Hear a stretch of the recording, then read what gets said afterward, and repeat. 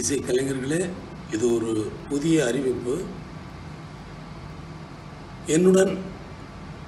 என்னிடம் முன் அனுமதி பெறாமல் என்னுடைய பாடல்களை பாட விரும்புகிற இசைக்கலைஞர்கள் முன் அனுமதி பெற்று அதற்குரிய விஷயங்களை முறைப்படி செய்துவிட்டு அதன் பின்னால் பாடுவது தான் முறையானதாகும். இல்லை என்றால் சட்டப்படி குற்றமாகும்.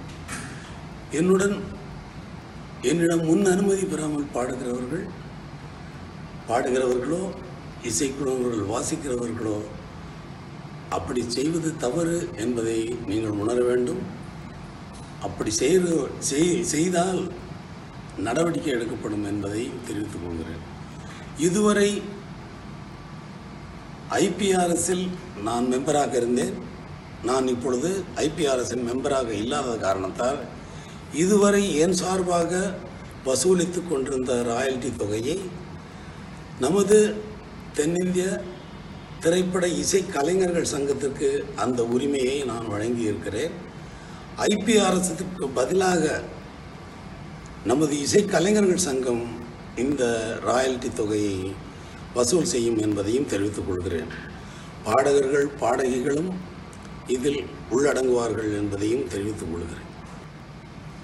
எல்லோரும் இந்த விஷயத்தை சரியாக புரிந்து கொள்ள, நீங்கள் பாடுவதற்கு நான் இடைஞ்சல் செய்யவில்லை என்பதை நீங்கள் நன்றாக புரிந்து கொள்ள வேண்டும்.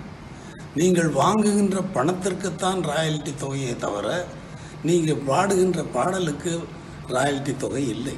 நீங்கள் பாடுவது இலவசமாக பாடினால் இலவசமாக பாடிவிடலாம். இலவசமாக பணம் கொடுக்க வேண்டிய அவசியமில்லை.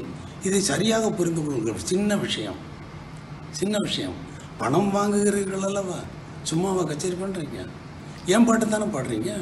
என் பாட்டுக்கு நீ பணம் வாங்குற, அந்த பணத்தில் எனக்கு பங்கு இல்லையா? பாட்டே என்னதுங்கிறப்ப பங்கு எப்படி இல்லாமல் போகும்?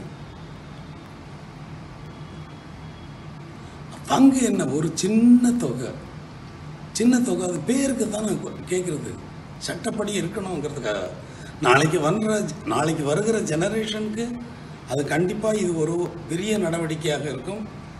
வருகின்ற ஜெனரேஷன் முழுவதற்கும் இது ஒரு முன்னோட்டமாக முதல் அடியெடுத்து வைத்தாக ஆகும் என்பதை புரிந்து கொள்ளுங்கள்.